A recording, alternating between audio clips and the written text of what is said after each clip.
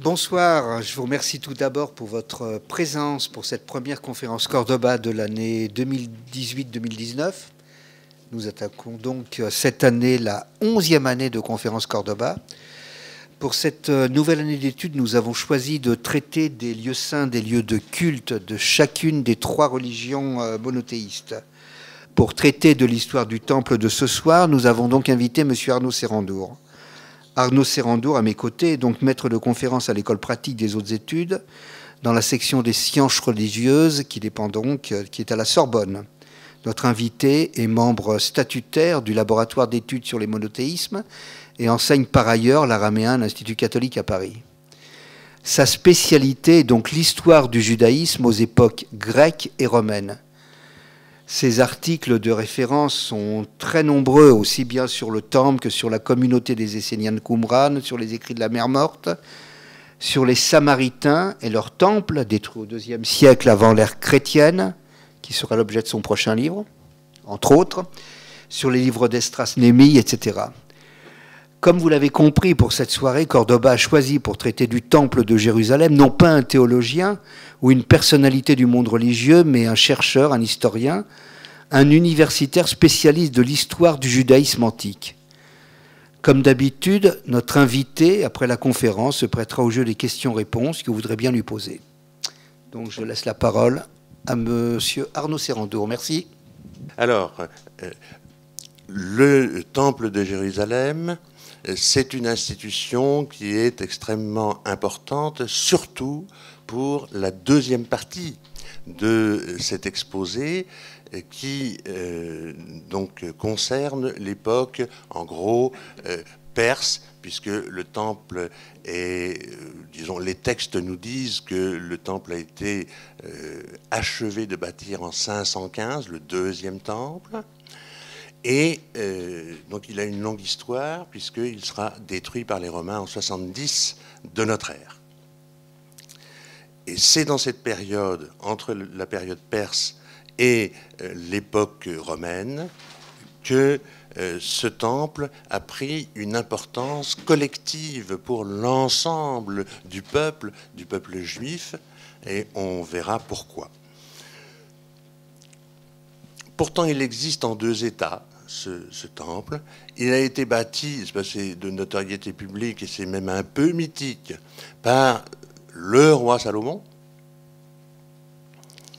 Et il a donc duré, ce premier temple, il a duré pendant toute l'époque des rois, jusqu'en 587, lorsque Nabuchodonosor, roi de Babylone, arrive, déboule à Jérusalem parce que le roitelet de Jérusalem s'est opposé à lui et a fait alliance avec l'Égypte contre, disons, la puissance et l'hégémonie politique de Babylone, refusant de payer le tribut. Alors ça, dans l'Antiquité, c'est absolument impardonnable de la part des puissants et d'un roi Nabuchodonosor qui, somme toute, dominait politiquement tout le Proche-Orient. Donc, si vous voulez, nous avons des textes qui nous parlent du temple qu'avait bâti Salomon et qui, certainement, ces textes ont été enjolivés en pensant à l'époque du Second Temple, à l'époque où le Temple a pris une place centrale dans la vie de la communauté, dans la vie du peuple qui le fréquentait. Et donc, il ne faut pas probablement prendre au premier degré et considérer que tout est authentique dans ce qu'on nous dit du temple de Salomon. Très vraisemblablement, il y a des éléments anciens, mais il y a aussi beaucoup de légendes, si vous voulez, et d'embellissements autour de l'œuvre de Salomon. Et, disons, dans la mesure où les rédacteurs qui ont fait ces textes étaient, je dirais pour la plupart, d'une autre époque, de l'époque du Second Temple. Donc, le Second Temple, il a été construit vers 515, sous Darius, nous dit-on, sous Darius, le roi perse. Et donc, il a eu une vie longue et, disons, mouvementée avant d'être détruit par les Romains. Mais à l'époque où il a été bâti, donc aux environs, si vous voulez, de la fin du VIe siècle ou au 5e siècle avant notre ère, disons, il n'est pas seul. Il n'est pas le seul temple qui est dédié à ce Dieu. Il y en a un autre dont je vous propose une restitution au verso, si vous voulez, de votre exemplier. C'est le temple du Mont Garizim, c'est le temple des Samaritains. Également dédié à Yahvé, on a trouvé une pierre inscrite avec le nom divin en caractère paléo-hébraïque et une quantité de pierres avec des dédicants qui ont offert donc des pierres pour bâtir le temple, tout partie de ce temple du Mont Garizim. Et contrairement à ce que les textes bibliques et les textes des historiens de l'Antiquité, tels Flavius Joseph, qui est un juif, contrairement à ce qu'ils nous disent, il ne semble pas que le temple des Samaritains ait été jamais, si vous voulez, ou dédié, ou qu'il y ait eu un culte qui s'y soit fait pour des dieux païens.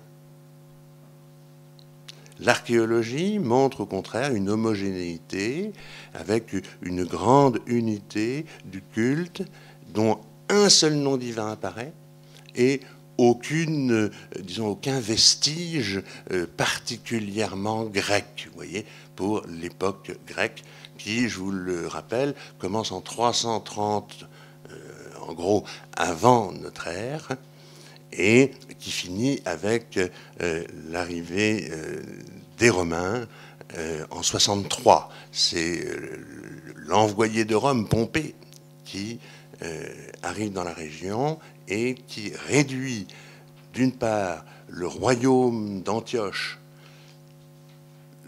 dirigé par des souverains grecs, puis ensuite vient à Jérusalem et met fin à une querelle entre des frères, les derniers Asmonéens, et il leur retire le titre de roi, il leur retire la souveraineté politique, et il transforme la Judée en province romaine. Et là, tout va changer.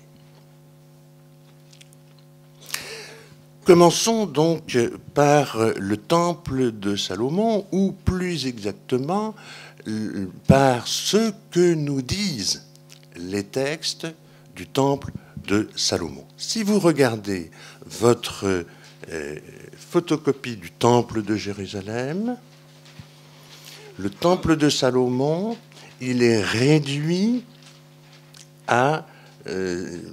au sanctuaire en lui-même.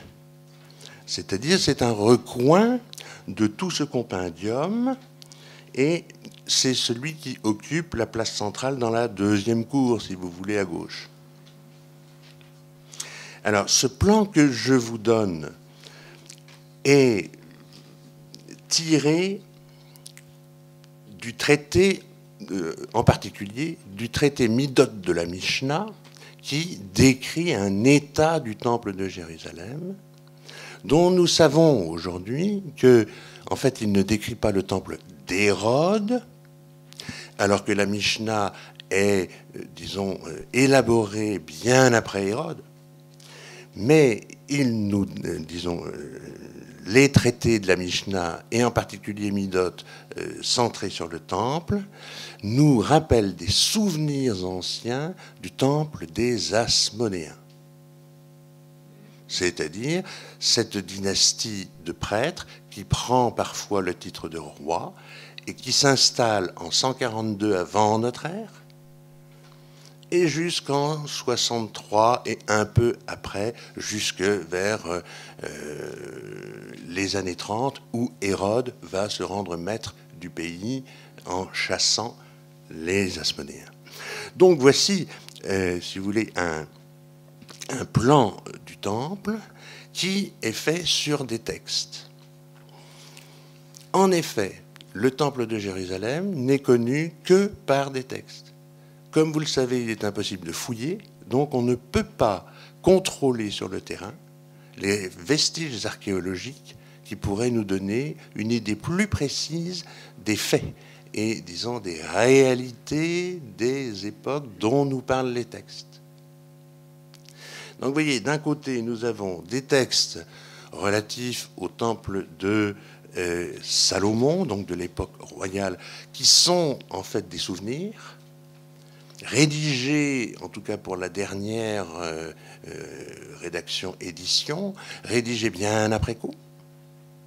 Nous avons également, pour ce qui concerne le temple, alors ici hasmonéen, des souvenirs et des textes qui sont rédigés bien après coup. Donc tout ce que nous avons, ce sont en fait des représentations humaines après coup. Et nous ne pouvons rien dire des réalités, puisqu'on ne fouille pas. Alors, donc le temple de Salomon est construit par un roi, et les textes nous décrivent un édifice qui est richement orné, mais il ne faut pas se tromper. Les chiffres qui sont donnés décrivent un édifice de dimension modeste. Et donc, quand Salomon construit son temple, le temple qui se trouve juste à côté du palais royal, ce temple, on doit se l'imaginer comme une chapelle royale.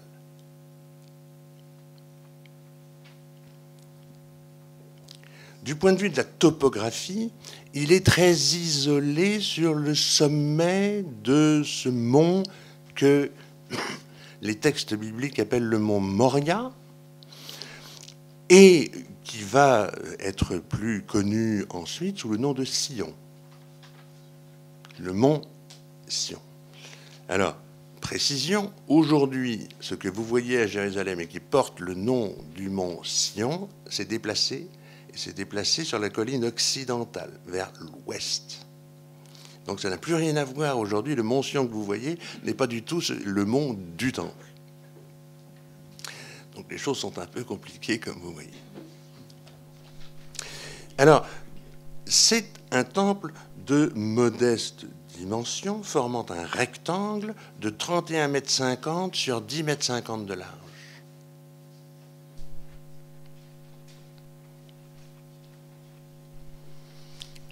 Il comprend 3 parties.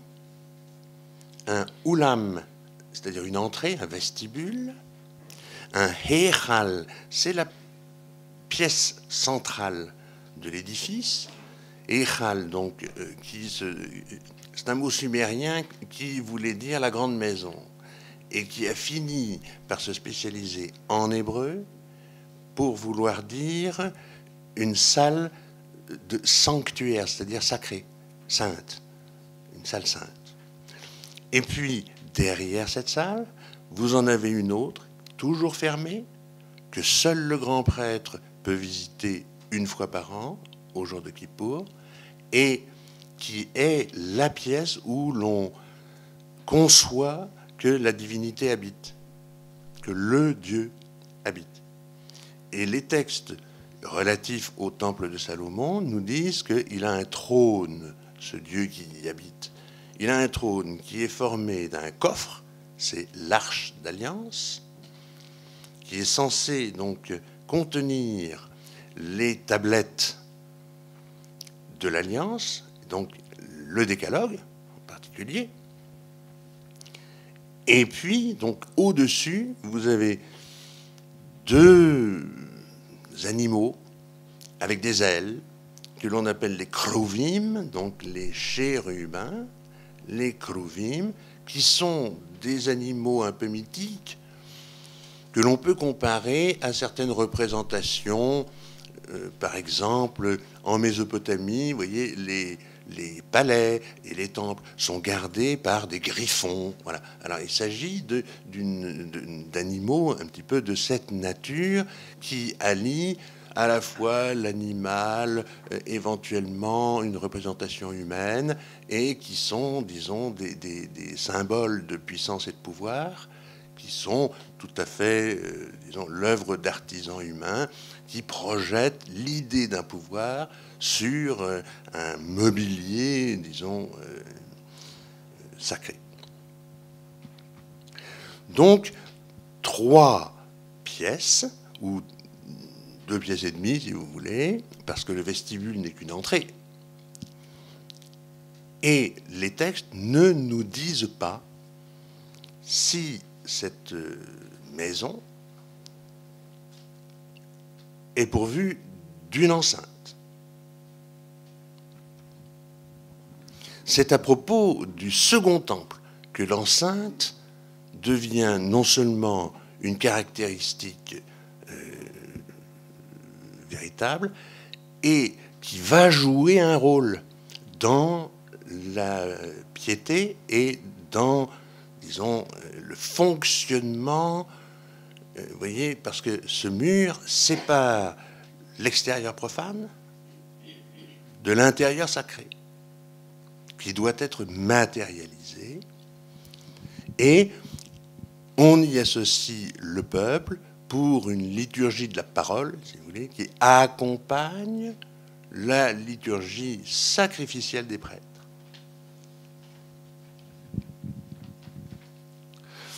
Alors, ce temple de Salomon, que je ne vous détaille pas trop, parce que je ne voudrais pas dépasser l'horaire,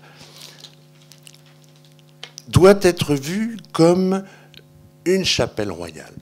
Si vous regardez le fonctionnement à la fois de la sacralité et de la politique, si vous voulez, à l'époque des rois, vous vous apercevez que le centre religieux, c'est celui qui abrite le roi en tant qu'intermédiaire institutionnel et privilégié entre, disons, les dieux et les hommes. Je n'hésite pas à dire les dieux parce qu'à cette époque-là, vous savez bien que les livres historiographiques de Samuel, des rois, etc., vous présentent la trahison des rois parce qu'ils ne sont jamais tout à fait fidèles au Dieu du trône qui les a placés sur le trône. Donc il y a un nom tétragramme, Yod-Hé-Vav-Hé, et ils ont toujours tendance à révérer ou à, disons, donner des provendes à des temples qui sont dédiés à d'autres dieux. C'est le propre de la royauté dans toute la région, dans tous les pays limitrophes. On a des dieux, dont un dieu qui fait roi, donc qui est un dieu du trône, et puis qui est entouré évidemment d'un large groupe que l'on appelle en général les Baals, c'est-à-dire les maîtres. Alors il y a un maître supérieur, si vous voulez, vous avez un panthéon avec donc le tétragramme au-dessus, et puis il est entouré de puissances, Baalim. Et donc les textes bibliques reprochent toujours aux rois de n'avoir pas su imposer leur Dieu du trône comme seul Dieu. Et s'ils le disent, c'est parce que ces gens qui rédigent ces textes vivent à une époque qui n'est plus celle des rois, qui est une époque où le Dieu du trône est devenu le souverain, le roi du peuple d'Israël. Donc on a changé d'époque. Alors, du temps des rois, donc, regardez par exemple ce qu'on dit de la sagesse. C'est toujours Salomon qui est l'auteur présumé ou disons éminent auquel on renvoie pour les livres des Proverbes. mais aussi pour tous les livres de sagesse, sauf peut-être le livre de Job. Donc c'est le roi et son palais qui sont l'axe de communication entre le monde des dieux et le monde des hommes. Le temple n'a pas l'importance qu'il va revêtir à l'époque postérieure, à l'époque du Second Temple. Il n'est que le lieu où le Dieu du trône peut s'exprimer par des prophètes, par le truchement de prophètes au roi, mais ça n'est jamais le lieu central de l'axe entre les hommes et les dieux. Cet axe central qui relie le peuple à son Dieu intervient dans une configuration politique qui doit être autre que la monarchie. On ne peut considérer un Dieu comme un roi, et en particulier jurer d'obéir aux lois dont le Dieu est l'auteur éminent.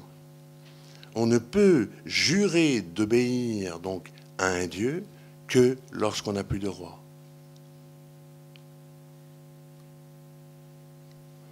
Donc, c'est ça que nous exprime le Second Temple. Le premier n'est qu'une préfiguration du second. Il n'est qu'une chapelle royale qui, somme toute, est le lieu de légitimation des rois. Et ce lieu de légitimation des rois, donc, il est détruit en 587 par Nabuchodonosor, qui assiège Jérusalem, dont on dit que, mais on ne peut pas le vérifier, qu'il a brûlé la ville et qu'il a mis le feu au temple. On ne sait pas du tout quel est l'état du temple en 586, c'est-à-dire un an après la venue de Nabuchodonosor. On n'en a aucune trace archéologique. En tout cas, tous les textes nous invitent à penser que la ville est détruite et que le temple a été incendié. Et donc, on en reste en cet état pendant toute l'époque néo-babylonienne, jusqu'à temps que Cyrus, roi... Alors, quand Cyrus intervient contre Babylone, il est en principe le roi des Mèdes. Tous nos textes bibliques font de lui un roi Melech Paras, roi de Fars, roi de Perse. Cyrus ne l'a jamais été historiquement. Ça veut dire encore que ces textes sont rédigés postérieurement lorsque on a, à partir de Darius, qui devient roi par usurpation, à partir du moment où Darius devient roi, Darius le Grand, c'est lui qui va devenir le roi de Perse. Et il a une aristocratie à son pouvoir qui est une aristocratie perse. Auparavant, Cyrus n'avait pas une aristocratie perse. Il avait une aristocratie mède, de Médie, c'est-à-dire ce pays, si vous voulez, à l'ouest de l'Iran et qui englobe les monts Zagros et qui vont un petit peu à l'est jusqu'au Fars.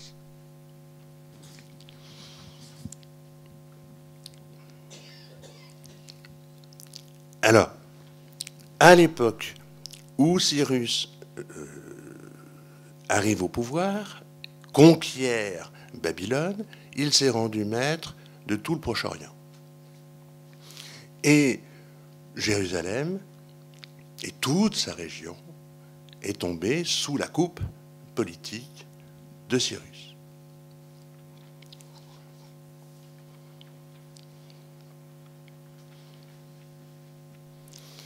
Et c'est à cette époque, à partir de Cyrus, puis de ses successeurs, donc Darius en premier lieu, et puis également des Xerxès et des Artaxerxès. C'est à ce moment-là, disons aux alentours du 5e siècle, qu'on commence à voir archéologiquement des preuves qu'il existe à Jérusalem, ou disons dans la Judée, dans une minuscule Judée, il reste pratiquement plus rien de la Judée. Les néo-babyloniens ont, là encore, ils ont divisé l'ancien royaume en plusieurs provinces ou régions. Donc il faut vous imaginer à l'époque perse une toute petite Judée où on commence à voir des signes d'une reprise politique. Depuis 587 jusque vers le milieu du 5e siècle, on n'a rien du tout. C'est-à-dire, c'est comme si la Judée n'était pas administrée. On n'a aucune trace d'administration. Et à partir du 5e siècle, et en particulier dans la deuxième moitié du 5e siècle, là, on voit qu'il y a une administration. Ça veut dire qu'il y a un peu plus de population à l'intérieur de la région, du pays, de la province. Mais en fait, cette population est extrêmement démographiquement déprimée. Il y a très peu de gens. Et donc, en particulier, très peu de main-d'œuvre pour bâtir un temple.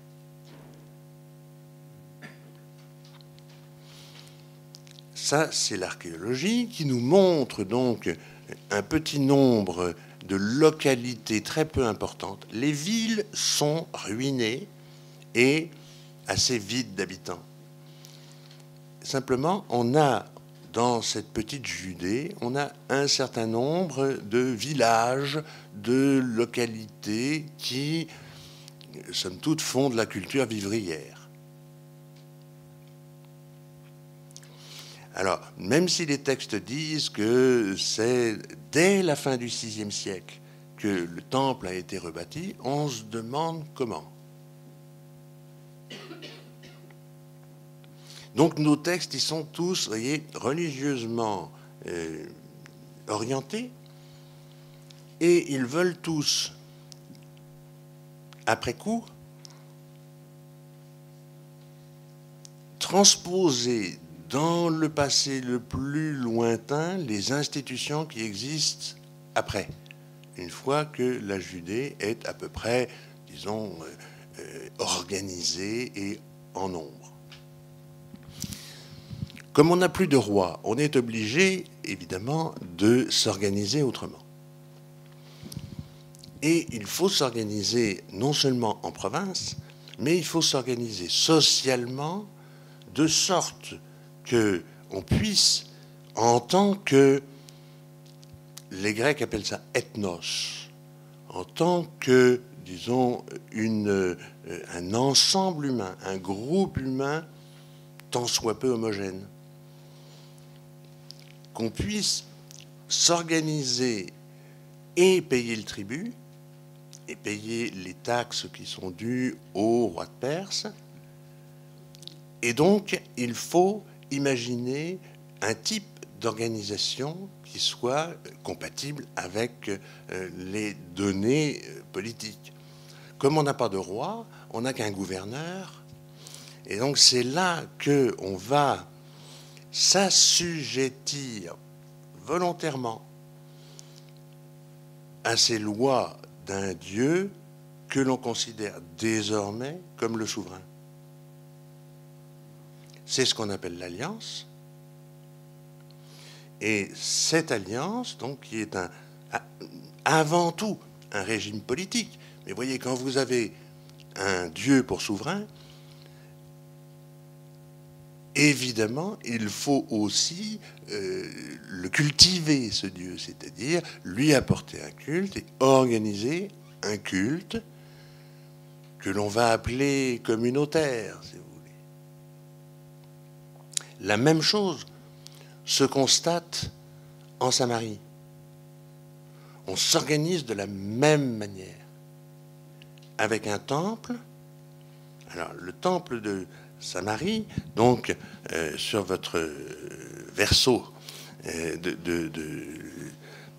votre photocopie, lui aussi, alors lui, il a été fouillé. On connaît, c'est-à-dire, ce que nous avons, c'est un plan archéologique.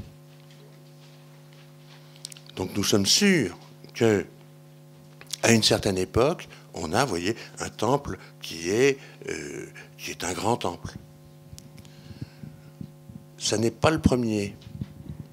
On a également, en dessous de ces structures, les archéologues ont mis au jour un petit temple de l'époque perse, du milieu du 5e siècle.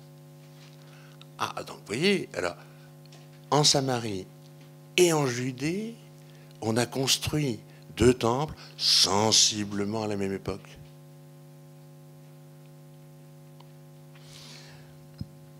Petit temple, sans ville autour. Ça veut dire que le prêtre et la famille du prêtre doivent venir d'en bas, de Sichem, venir de la vallée, faire du culte sur la montagne. Et là aussi, on a choisi le plus haut sommet du mont Garizim. Donc un petit temple insignifiant, qui ne semble pas avoir eu, disons, les capacités d'accueillir beaucoup de gens venus d'ailleurs, c'est-à-dire des gens de Samaritide, c'est-à-dire de la région et de la province de Samarie. Mais aussi, puisque le Dieu qui est cultivé là, c'est le Dieu des anciens rois d'Israël. Donc ça veut dire que sont susceptibles de venir dans ce temple tous les anciens ressortissants d'Israël, dont l'archéologie et, disons, les études historiques diverses et variées montrent bien que ce serait un mythe de penser que les 12 tribus ont été vidées du pays et qu'il n'est resté absolument personne des descendants des sujets des rois d'Israël. Le texte biblique nous dit qu'ils ont été presque entièrement remplacés par des colons envoyés par les rois assyriens à l'époque, puisque le royaume d'Israël est aboli en 722 avant notre ère. Mais en fait, quand on regarde les chiffres, même les chiffres exagérés qui sont donnés dans les textes que nous lisons, nous nous apercevons que, évidemment, à l'époque, on n'a pas les moyens de vider un pays entièrement. Donc il a pu exister des déportations de gens envoyés par les Assyriens, venus de toutes les provinces de l'Empire assyrien. Ils n'ont jamais remplacé véritablement et totalement les Israélites qui étaient là depuis le début. Et donc le culte du Dieu du trône des anciens, disons, rois d'Israël, s'est maintenu. C'est maintenu dans divers temples. Alors, on a le nom de Bethel et éventuellement de Tel Dan. De toute façon, le culte n'a pas disparu. Et à l'époque perse, donc, on a un temple, un petit temple, un peu insignifiant. Ça veut dire qu'il ne peut pas faire d'ombre, par exemple, au temple de Jérusalem. Et contrairement à ce que certains textes voudraient nous dire, les Samaritains, on ne s'est jamais entendu avec eux. Non, non, non, non, ça n'est pas vrai. Quand vous regardez, disons, les réalités des choses, vous avez une culture, une religion, disons, une culture très en général, des scribes qui écrivent pareil, des pratiques juridiques de tous ordres qui sont les mêmes au nord et au sud. Donc, il n'y a pas d'une part de différence de degré de culture, et il n'y a pas d'opposition politique entre la Judée et la Samarie, et je dirais cela jusqu'à la fin du IIIe siècle, au début du IIe siècle. Mais vous avez au contraire une culture très homogène, avec des comportements et des monnaies et disons, tous les indices divers du pouvoir qui sont très comparables entre le nord et le sud, avec une onomastique, c'est-à-dire les noms des gens sont majoritairement yavistes, c'est-à-dire ils finissent par ya ou yaou, au nord comme au sud, et c'est la grande majorité des gens qui s'appellent quelque chose ya, au nord comme au sud. Donc on voit une culture intégrée entre nord et sud jusqu'au IIe siècle. Or, au IIe siècle, eh bien, c'est un nouveau temple qui est construit sur le mont Garizim, et vous voyez sa grande extension ici, c'est l'état final qu'ont trouvé les fouilleurs. Un grand temple est construit sur le mont Garizim à l'époque d'Antiochos III, entre moins 200 et moins 150, si vous voulez. Ça a dû durer moins de 50 ans. Autour de moins 200, là, on a un grand temple qui est entouré d'une ville, avec des quartiers voisins, disons, très voisins de ce temple. Vous avez des quartiers aristocratiques qui ont tout de, disons, des constructions de prêtres, de l'aristocratie sacerdotale, avec des baignoires, avec des mikvaot, avec des choses caractéristiques d'une aristocratie sacerdotale. Et puis vous avez des gens donc qui habitent également autour, qui ne sont pas des prêtres, des maisons particulières, qui ne montrent pas ces caractéristiques sacerdotales. Donc vous avez toute une ville, et du coup, dans sa grande extension, ce temple est capable d'accueillir des fidèles de tout alentour, y compris donc des gens à la fois de toute la Samaritide, de toutes les provinces qui étaient anciennement, disons, des régions du royaume d'Israël.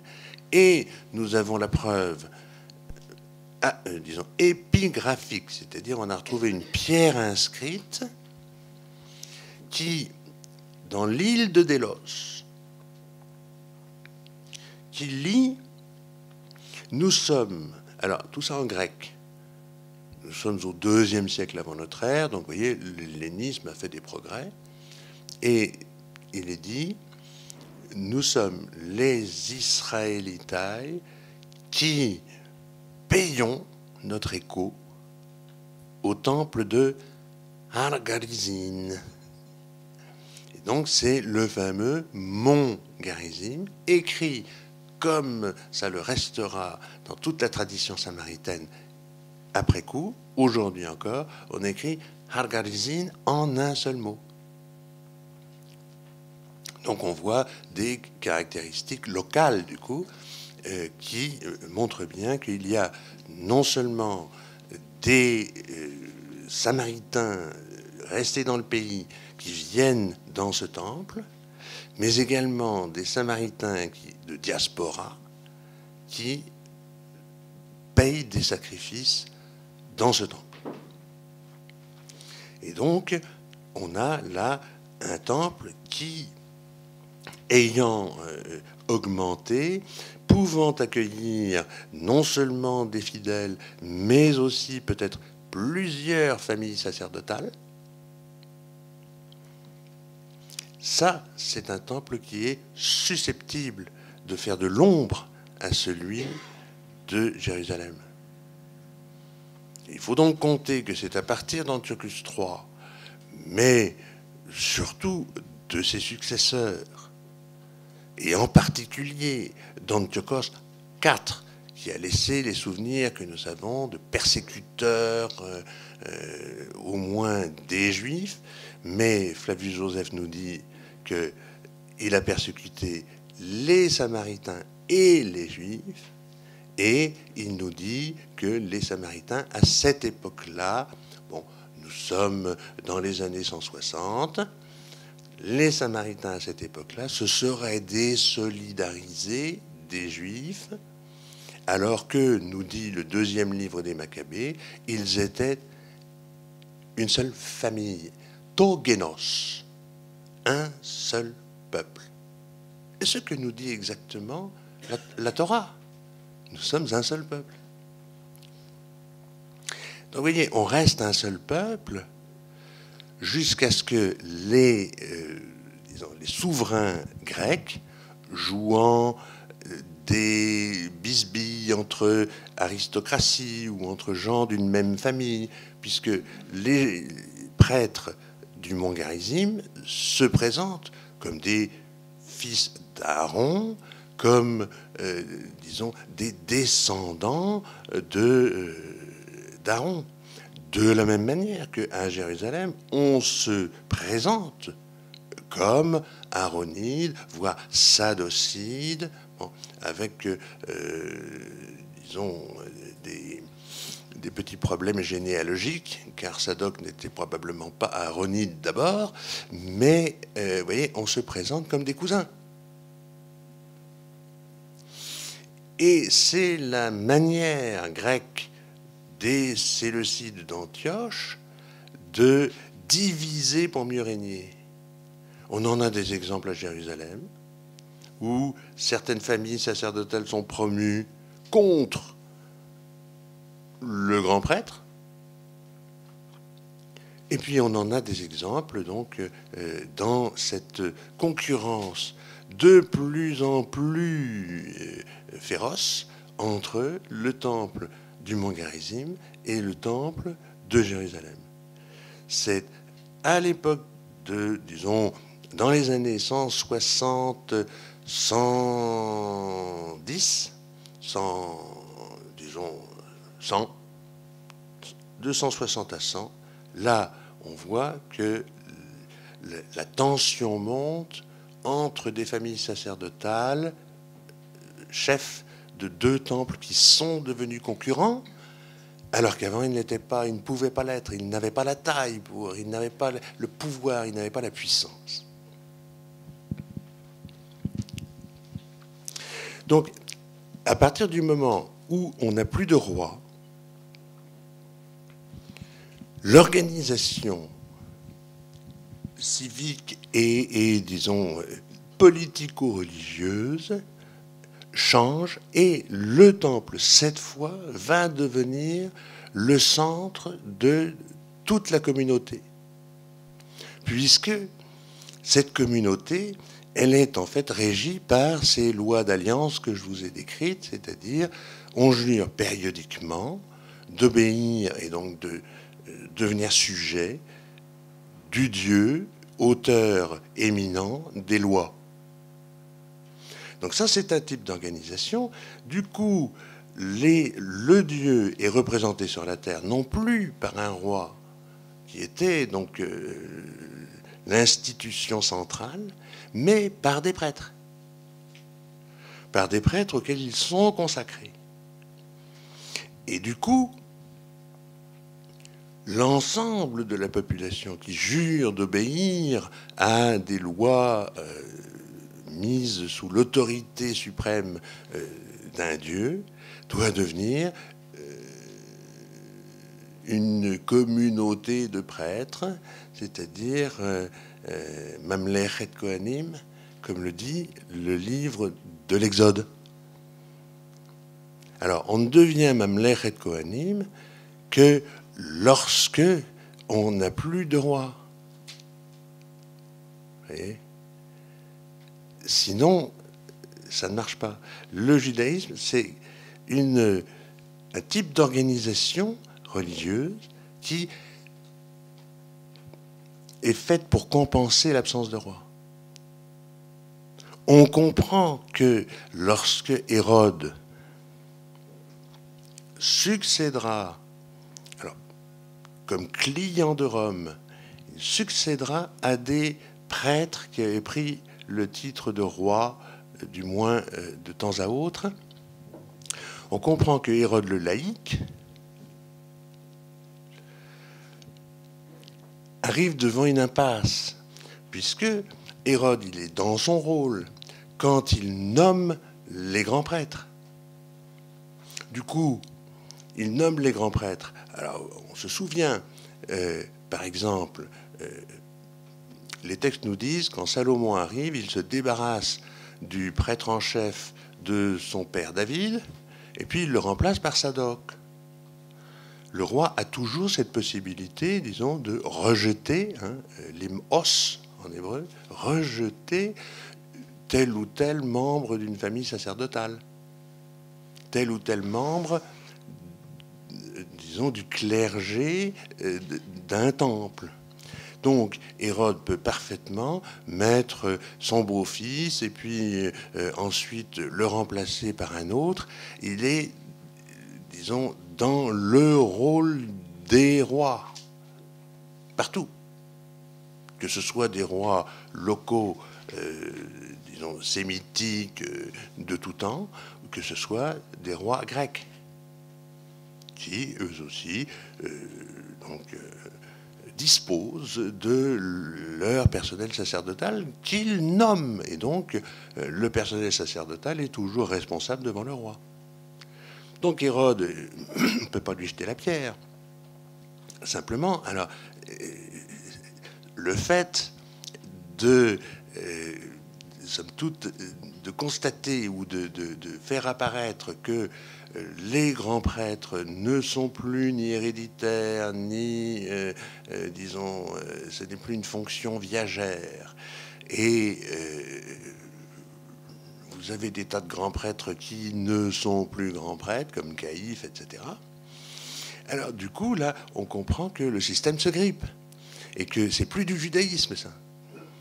Et du coup, évidemment, les Juifs en ont beaucoup voulu à Hérode. Et vous voyez, Hérode était dans son rôle. C'est pour dire donc que le judaïsme est incompatible avec la royauté. Il ne fonctionne que lorsqu'on n'a pas de roi ou lorsque ce sont des prêtres qui prennent le titre de roi, comme les Hasmonéens. Alors, le temple qui a été bâti quelque part à la fin du VIe siècle ou au milieu du Ve siècle à Jérusalem, il a lui-même évolué. Alors, il est dirigé par une dynastie de prêtres dont on ne sait pas bien d'où ils viennent, mais qui vont porter des noms et des titres grecs à partir du IIIe siècle. Alors, c'est ce qu'on appelle les prêtres oniades.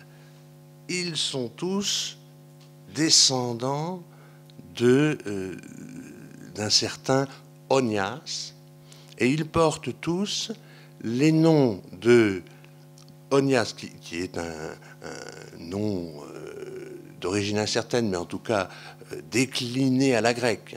Le as final, c'est une déclinaison grecque.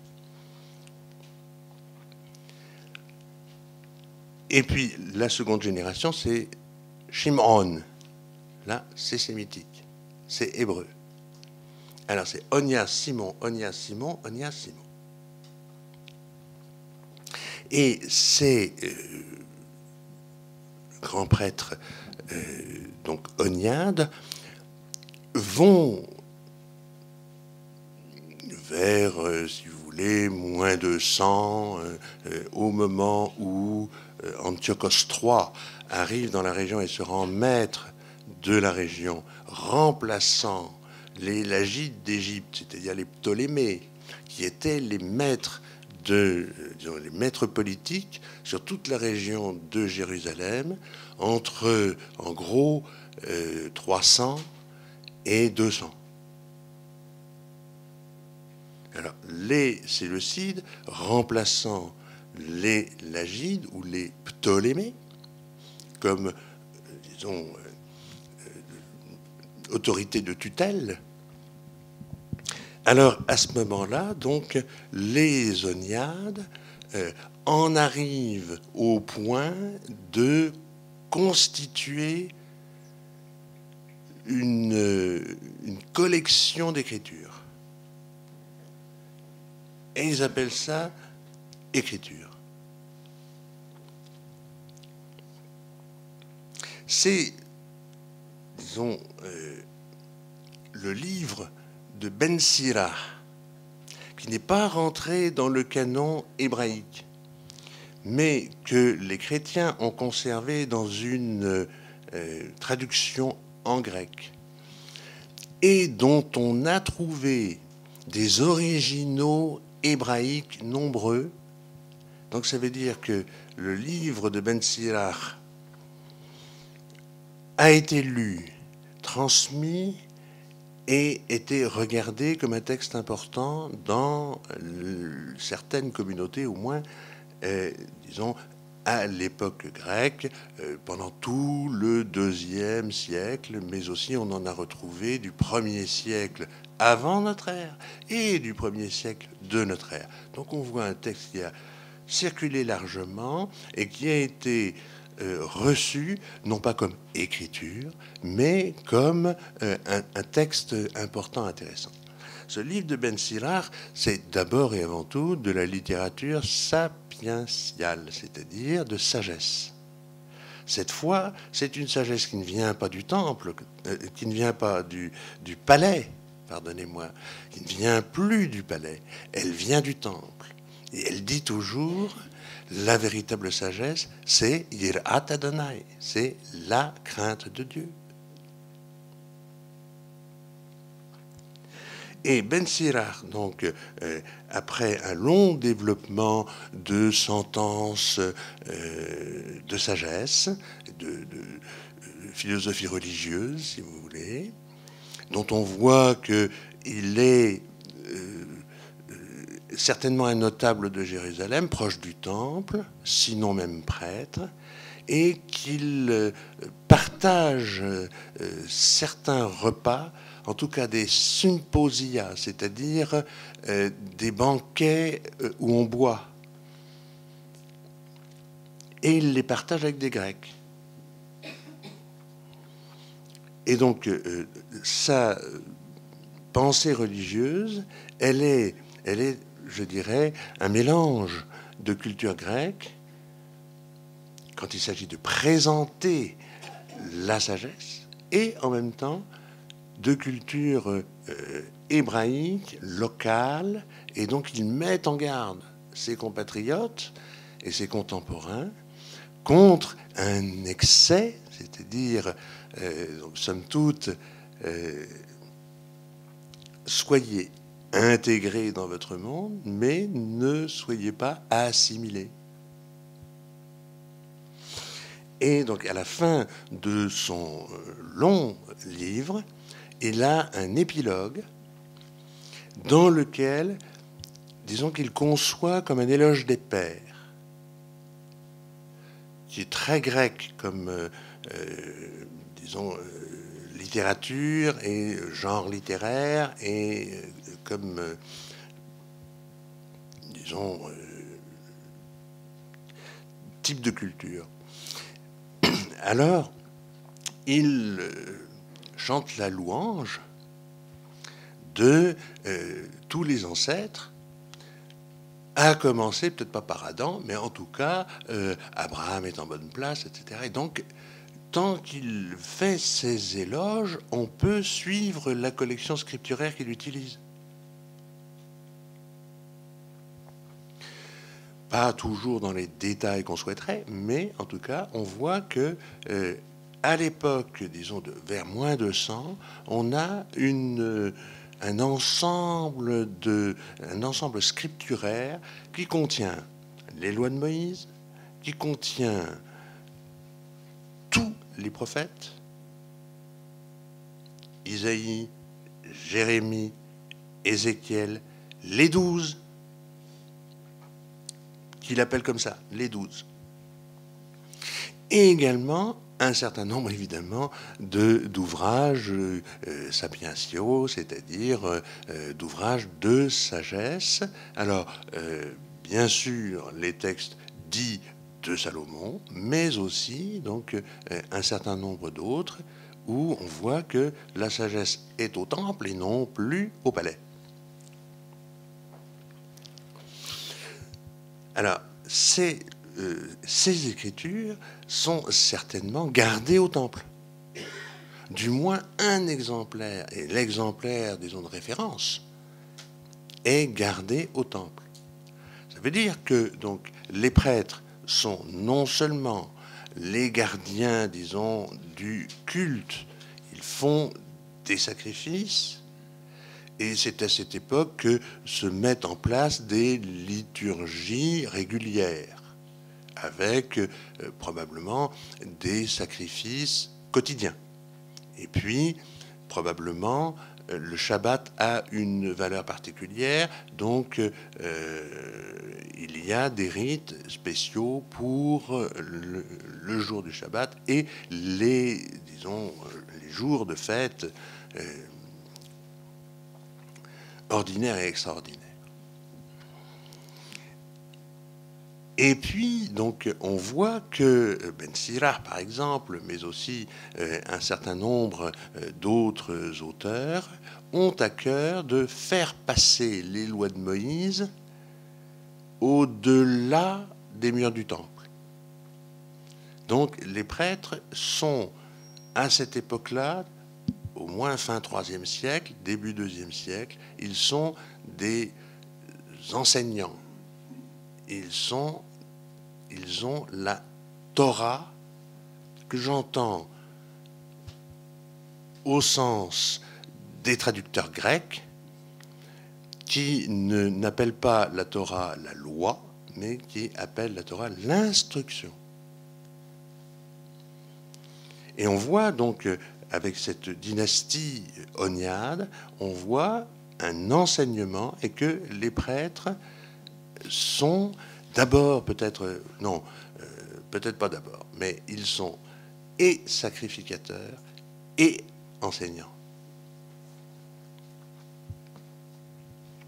Et donc, le temple de Jérusalem, il fonctionne avec ce genre, vous voyez, d'idées, c'est-à-dire des sacrifices et la Torah. Et un lot d'écritures qui vont de pair avec la Torah et qui sont lues en même temps, ou enfin quelque chose comme ça. C'est-à-dire à titre de Haftarah, peut-être, pour, disons, les autres livres que les livres de la Torah.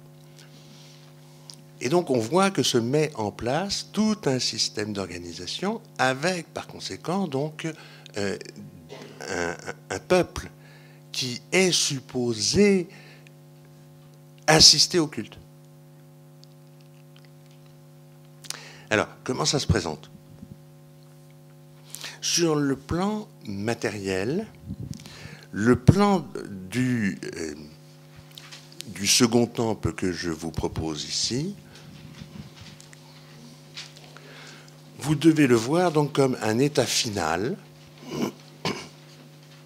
d'un édifice qui donc a une cella du temple, on va l'appeler comme ça, c'est-à-dire un bâtiment du temple, qui est enclos dans une cour. C'est ce qu'on appelle la cour ou le parvis des prêtres.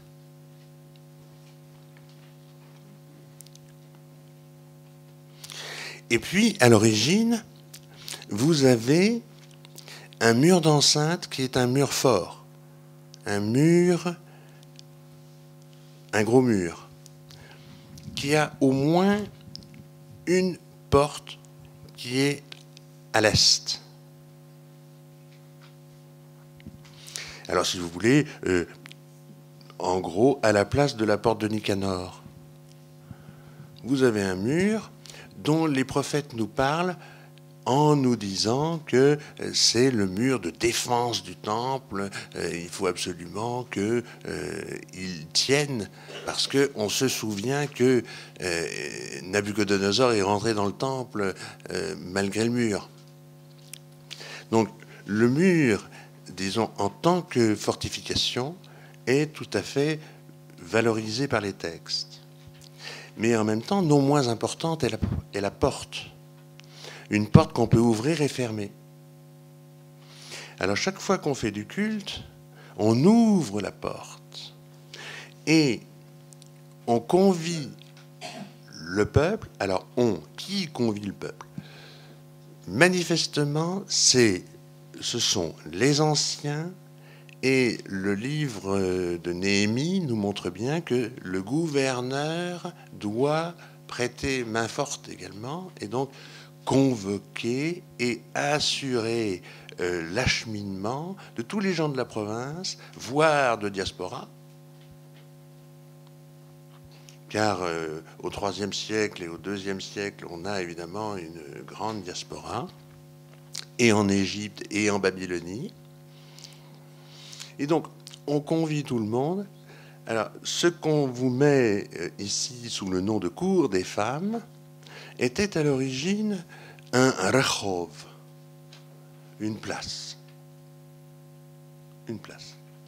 Alors, ça veut dire que on a aménagé un espace pour recevoir disons, une partie du peuple qui va venir faire une liturgie de la parole en regardant et en accompagnant la liturgie sacrificielle que font les prêtres, eux, dans leur cour.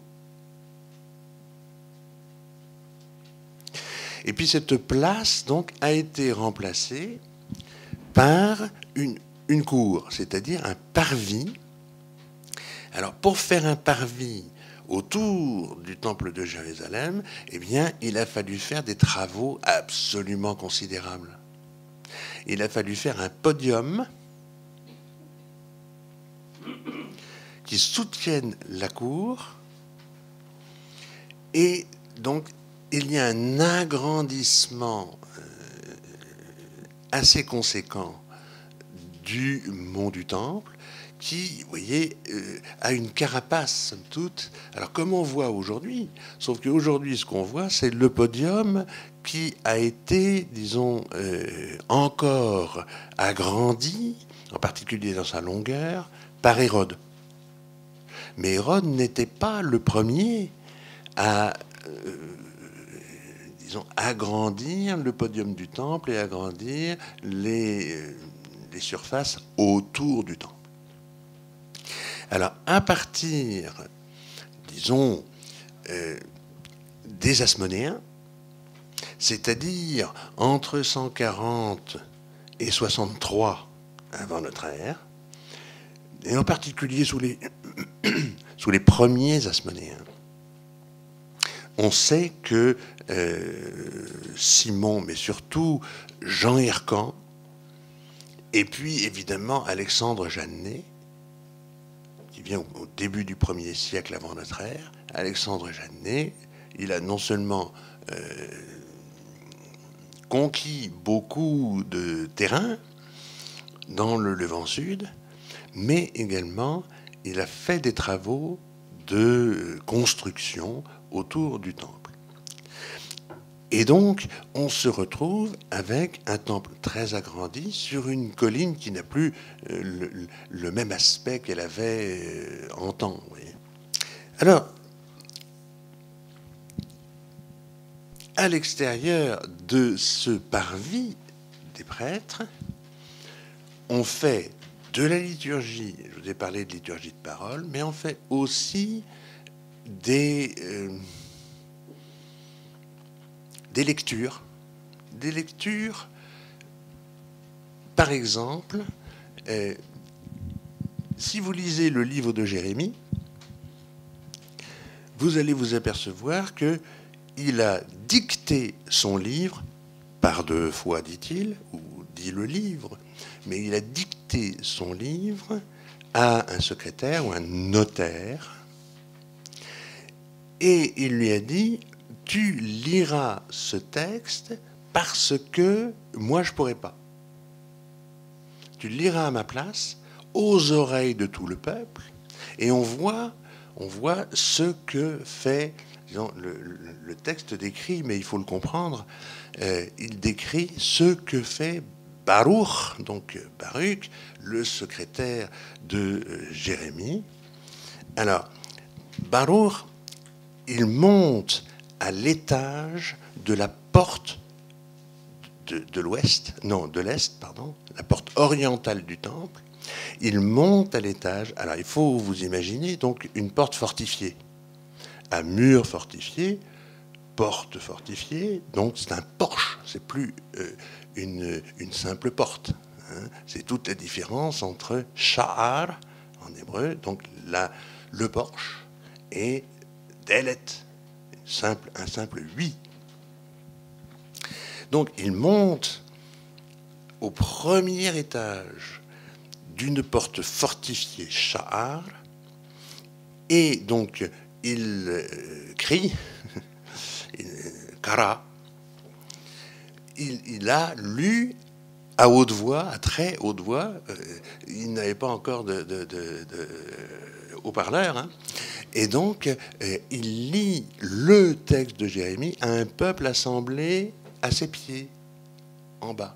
Ça, c'est typique de la liturgie du second temple, et non pas du premier, car le premier temple, je vous ai dit, le temple de Salomon, et disons le temple des rois, il est isolé, et il fait partie d'une citadelle où on n'entre pas. Le roi, sa famille, ses amis, voilà, vont au temple. Ils sont les médiateurs institutionnels, ça marche très bien comme ça. Et puis le peuple, lui, il peut toujours avoir à ce moment-là une piété personnelle à la maison, etc. Mais le peuple ne monte pas du temps des rois.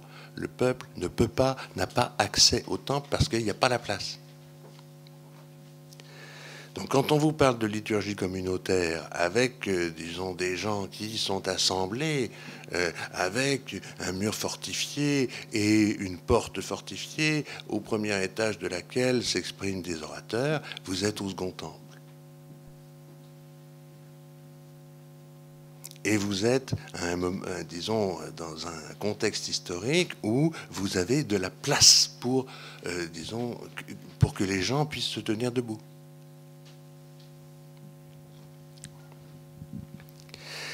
Et donc, désormais, à partir de cette époque du Second Temple, désormais, la participation du peuple au culte devient centrale, vous voyez. Et c'est comme ça que le temple va devenir central dans la vie des Juifs de l'époque.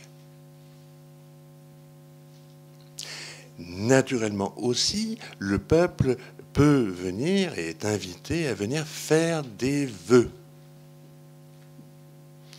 Et donc à amener un animal de sacrifice qu'il va donner au prêtre pour le sacrifier, ou plutôt au lévite pour le sacrifier, qui va cuire les parties de la bête consommables par le fidèle, qu'il va donc consommer, les textes disent, devant Dieu, c'est-à-dire, en fait, il est, si vous voulez,